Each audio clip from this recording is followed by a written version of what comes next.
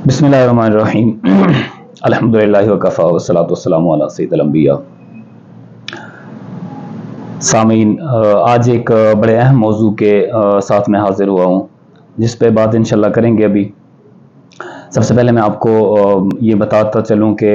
आजकल के हमारे इस टाइम पे जो एक स्पेशली इशू डिस्कस में है वो आफिया सिद्दीकी वाला मसला है।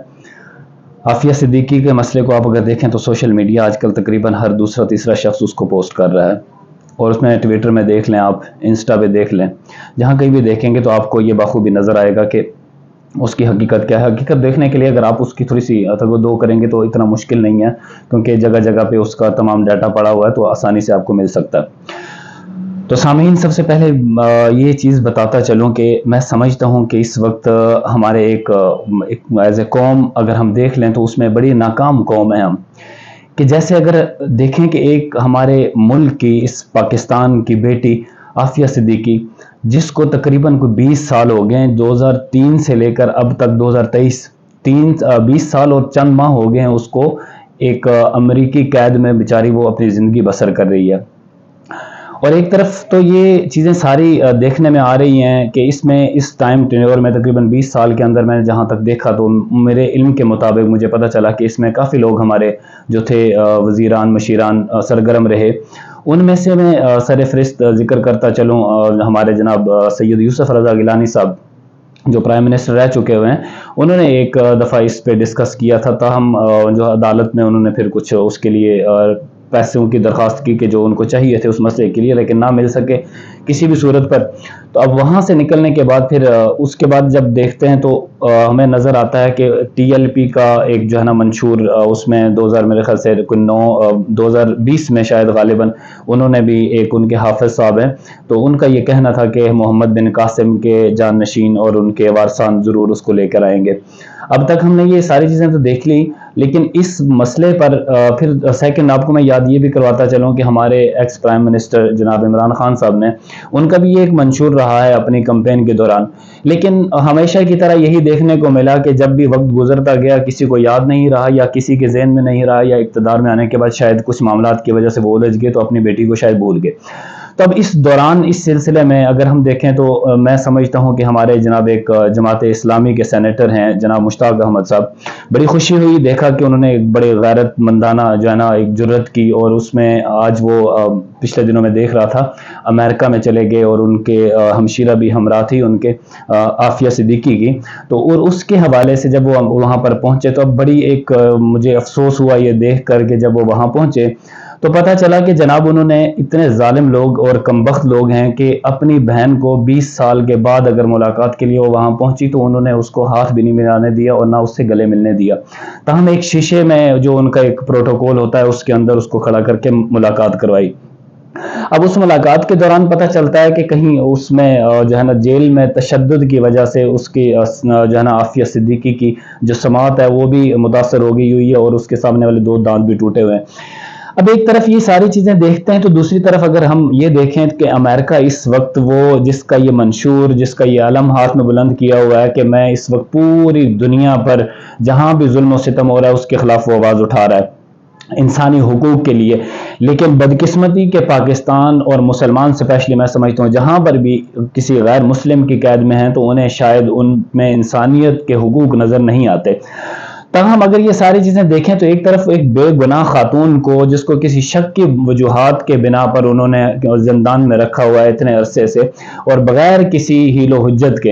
अब दूसरी तरफ ये सारी चीज़ें एक तरफ अपनी तरफ दुरुस्त हो सकती हैं, मान भी सकते हैं सारी चीज़ें, लेकिन इस पर मैं बेहिसी देखता हूँ अपने मुल्क के अजीम पाकिस्तान के जो एक ज़िम्मेदारान लोग हैं, साहिब इक़्तिदार लोग हैं या साहिब ताकत लोग हैं, उनको जब देखता हूँ तो बड़ी हैरानगी होती है कि किसी को टस से मस नहीं होती। लेकिन चलें, देर आए दुरुस्त आयद कि हमारे जमात इस्लामी से ताल्लुक़ रखने वाले सेनेटर मुश्ताक साहब ने बड़ी जुर्रत का मुजाहिरा किया, वो वहाँ पर गए।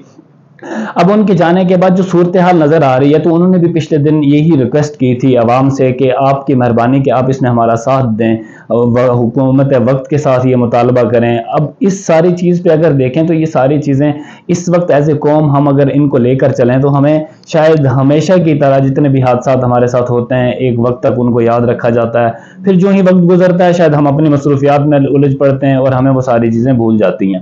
لیکن میں آپ سے درخواست کرتا ہوں کہ اس اسپیشلی مسئلے پر اس وقت مکمل طور پر آپ سٹینڈ لیں، اور اپنی بہن کے لیے، اپنی بیٹی کے لیے، اپنی ماں کے لیے، اس کے لیے حیل و حجت کریں۔ آپ اگر کچھ نہیں کر سکتے تو ایک اس کے لیے اپنی جو ہے نا ایک آواز بلند کریں، سوشل میڈیا استعمال کرتے ہیں وہاں پر کر لیں، اگر آپ لکھتے ہیں تو لکھنے میں کر لیں، اگر آپ پڑھتے ہیں تو پڑھنے میں کر لیں، یہاں تک کہ جس طرح سے آپ کے ریسورس ہو سکتے ہیں، جہاں تک آپ کا تعلق واسطہ ہو سکتا ہے اس تعلق کو اپنائیے اور اپنی بہن کے لیے حیل و حجت کیجئے، تاکہ اگر ہم آج کم سے کم اگر کچھ نہیں بھی کر سکتے تو ہمارا اس چیز میں نام تو آ جائے کہ ہم نے اپنی بہن کی رہائی کے لیے جتنے ہمارے پاس ریسورس تھے، جتنا ہمارے پاس اختیار تھا، جتنا ہمارے پاس قوت تھی، ہم نے اس کو بروئے کار لایا۔ اب اگر آپ یہ ساری چیزوں کا مطالعہ کریں اور ان کو بڑے غور سے دیکھیں تو ویسے تو ظاہر میں ایک چھوٹی سی بات ہے آپ کے لیے بھی میرے لیے بھی کہ ایک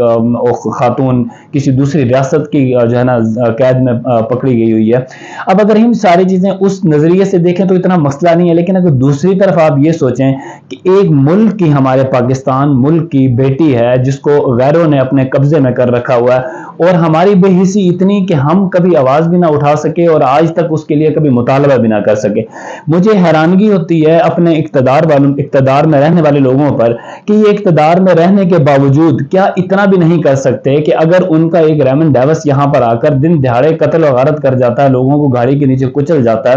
تو وہ اپنے ایک باشندے کو یہاں پر چھڑانے کے لیے کتنی حیل و حجت کرتے ہیں اور دنوں میں اس کو چھڑا کر یہاں سے لے کر جاتے ہیں۔ لیکن بدقسمتی ہماری، میں اس کو بدقسمتی کہوں یا اپنی بے بسی کہوں، ہمارے پاس اختیارات تو نہیں ہیں، لیکن صاحب اختیار لوگوں کو کم سے کم اتنا چاہیے کہ اس کے لیے آواز اٹھائیں، جس طرح سے ہو سکتا ہے اس کو وطن واپس لائیں۔ وطن واپس لانے میں انشاءاللہ میں یقین سے کہتا ہوں اگر آپ یہ چیز کر دیتے ہیں تو پوری عوام آپ کو ایک غیرت مند لیڈر تصور کرے گی، غیرت مند انسان سمجھے گی، اور جس طرح آپ کا مقصد بھی ہوتا ہے الیکشن کو اپنے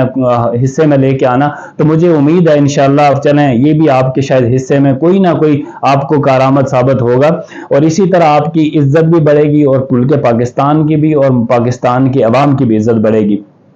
اس کے ساتھ ساتھ یہ ساری چیزیں اگر ہم دیکھیں تو اتنی بمشقت اس کی ساری سٹوری جو ہے اگر آپ اس کو دیکھیں کہ ایک اچھی طالب علم جس نے دوران طالب علمی پاکستان کا نام روشن کرنے کے لیے اپنی ایک جو ہے نا ذہانت کو بروئے کار لاتے ہوئے اچھی تعلیم حاصل کی اور اس کے بعد پاکستان کی خدمت کرنا تھی، اب پاکستان کی خدمت 30 سال کی عمر میں بیچاری کو قید کر لیا گیا۔ بدقسمتی ہماری یہی ہے کہ ہمارے پاس جتنے بھی قابل لوگ ہوتے ہیں یا تو ہم ان کو مار دیتے ہیں یا ان کو ہم پکڑوا دیتے ہیں۔ اب اگر کسی نے پکڑ لیا تو ہماری اتنی جرأت نہیں ہو سکتی کہ ہم اس کو چھڑا سکیں۔ تو میں آپ تمام احباب سے پھر یہی گزارش کروں گا اسی موضوع پر، اسی بات کو لے کر، آج اس کے علاوہ کوئی اور بات کرنے کو میں شاید سمجھتا ہوں کہ ہمارے پاس نہیں ہونی چاہیے، جس وقت آپ کی ایک ملک کی عظیم خاتون جس کو کسی جو ہے نا دوسرے مذہب کے لوگوں نے، دوسری ریاست کے لوگوں نے اپنی قید میں لیا، اور اس وقت کسی اور جو ہے نا پہلو پہ ڈسکس کرنا میں سمجھتا ہوں کہ مقصد نہیں ہے۔ اس وقت اگر وہ سینیٹر مشتاق صاحب اس کے لیے ایک حیل و حجت کر رہے ہیں، جدوجہد کر رہے ہیں، تو آئیے ان کے ساتھ کھڑے ہو جائیں اور ان کو پوری طرح سے سپورٹ کریں تاکہ ان کے لیے بھی آسانی ہو، ان کے جو ہے نا حوصلے بھی بلند ہوں اور پاکستانی قوم کا بھی سر فخر سے بلند ہو۔